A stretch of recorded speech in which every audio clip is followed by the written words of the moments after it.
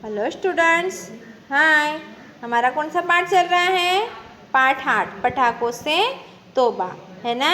इस लेसन में, इस पाठ में हमने क्या सीखा था कि पटाखे नहीं फोड़ने चाहिए, इससे हमारा पर्यावरण प्रदूषित होता है। और फिर दिवाली कैसे मनाएंगे?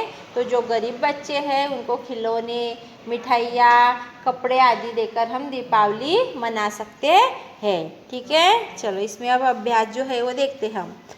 उचित विकल्प चुनिए। क नंबर। 2 दिन बाद क्या थी? होली, दीपावली, दशहरा या क्रिसमस?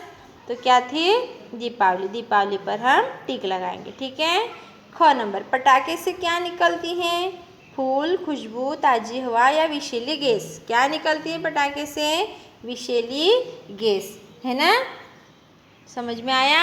ग नंबर। ओजोन की परत किन्हें धरती पर आने से रोकती है? सूर्य को, चांद को, पराबैंगनी किरणों को या एलियंस को? किसे? पराबैंगनी किरणों को, है ना। चलो आगे देखते हैं। दिए गए प्रश्नों के उत्तर लिखिए। क नंबर।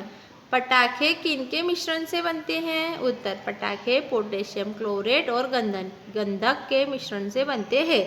जब हमने पाठ पढ़ा, जब भी मैंने आपको ये बताया था, इसका उत्तर आप आसानी से दे सकते हो। ख नंबर। पटाखे किस कारण धमाके से फटते हैं? उत्तर। पटाखों में पोटेशियम क्लोरेट तथा गंधक का एक निश्चित अनुपात में बना मिश्रण भरा होता है। इस मिश्रण के जलने से अत्यधिक गैस निकलती है जो पटाखे के अंदर बहुत दबाव पैदा करती है। इस दबाव के कारण पटाखे तीव्र धमाके के साथ फट जाते हैं। देखिए, हमने जब पाठ पढ़ा, जब भी उसमें देखा था कि पटाखे जो है पोटेशियम क्लोरेट और गंधक के मिश्रण से बनते हैं। ऐसा बेलनकार उसमें कागज रहता है, उसमें वो मिश्रण भरा जाता है।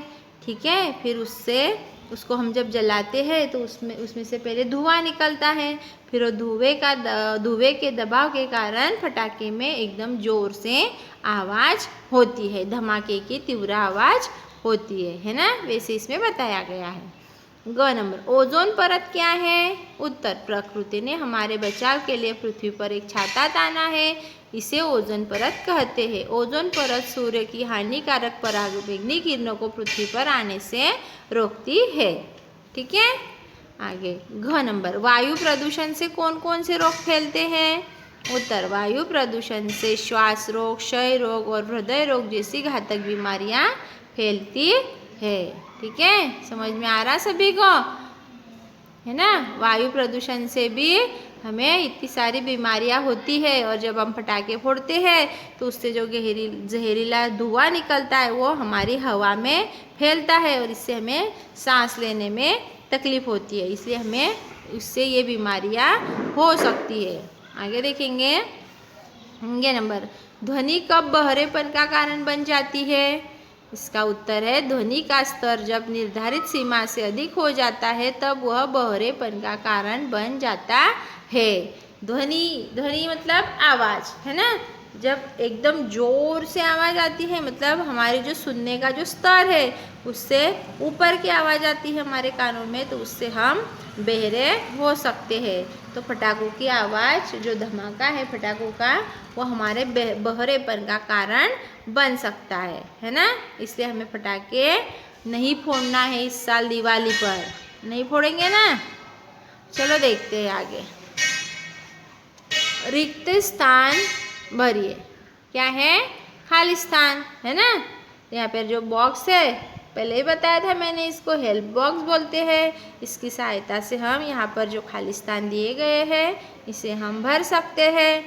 यहाँ पर देखिए, विषैली, जिंदगी, जलाना, पराबैंगनी, ओजोन, पटाखे, मुस्कान, बहरेपन, ये सब बॉक्स में शब्द दिए गए हैं। इसकी सहायता से अब हम यहाँ पे जो फिलअप है इसको भरेंगे। ठीक है।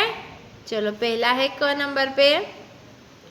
खाली स्थान जलाने पर कई तरह की खाली स्थान गैसें निकलती है। तो क्या आएंगे इसमें? पटाखे जलाने पर कई तरह की विषैली गैसें निकलती है। पटाखे और विषैली, है ना। देखिए, पटाखे और विषैली बॉक्स में दिए गए हैं, यहाँ से देखकर हम यहाँ पर लिख सकते हैं।